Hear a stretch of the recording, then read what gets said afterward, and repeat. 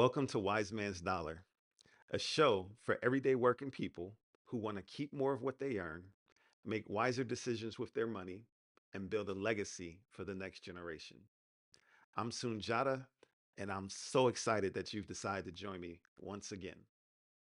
So, this is the third episode in this unfolding story um, about sharing more with all of you about my blueprint in life, my grandfather, which we call affectionately Granddaddy, and all the lessons that he taught us, and how that ties in to an asset and a strategy for doing what I just said.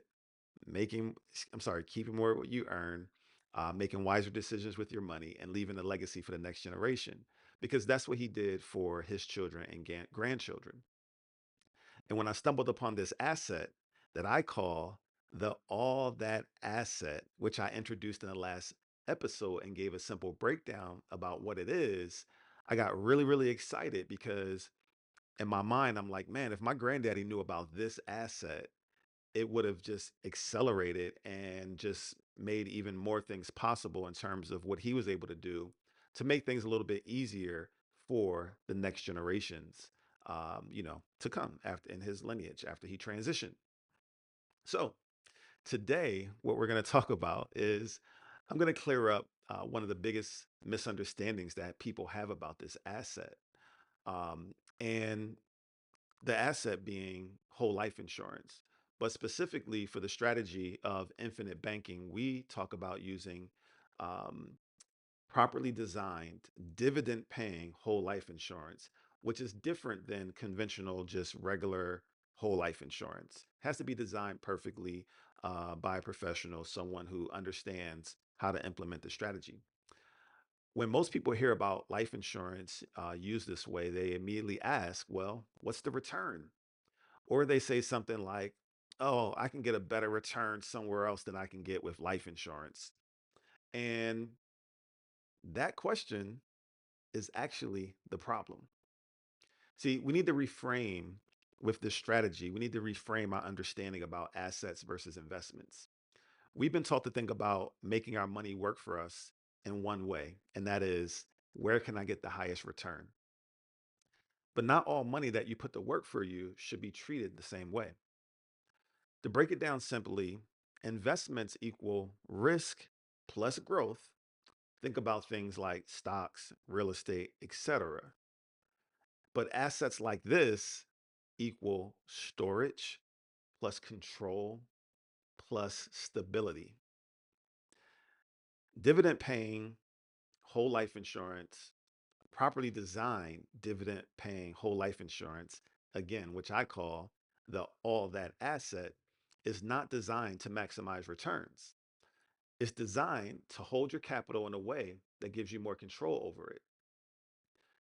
Here's a real life analogy. Think about it like this. You don't compare your checking account to the stock market. You use them for different purposes. Well, the all that asset is not where you swing for the fences.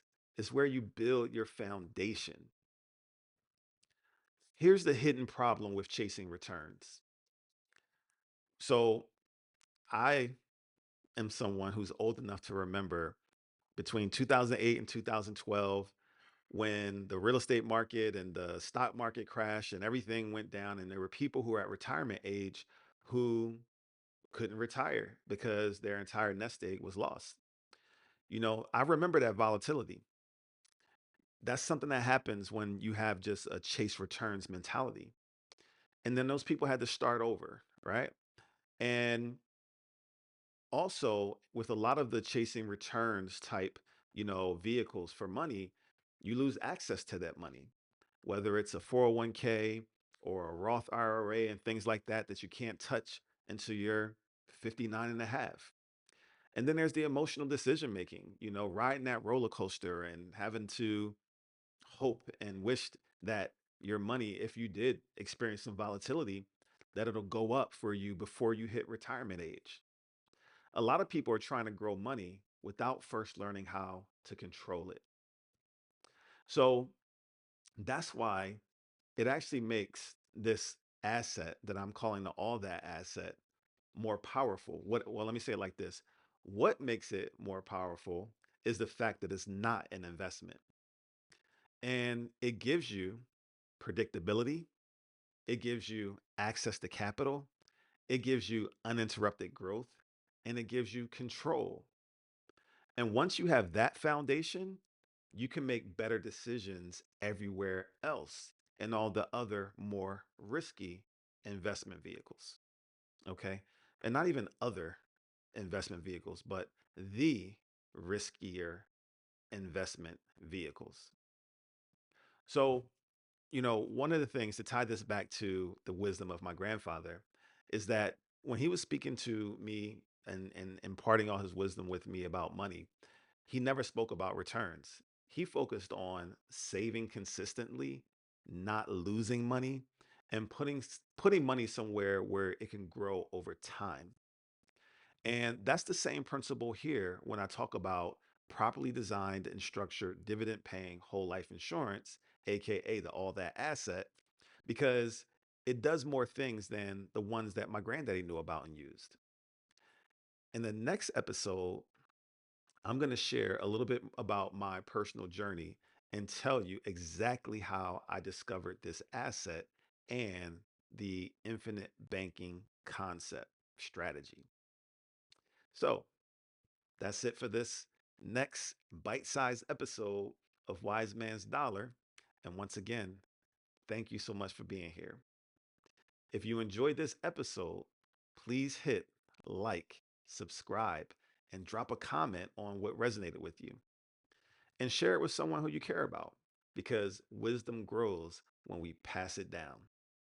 And remember, like my granddaddy always said, any man can make a dollar, but it takes a wise man to spend it.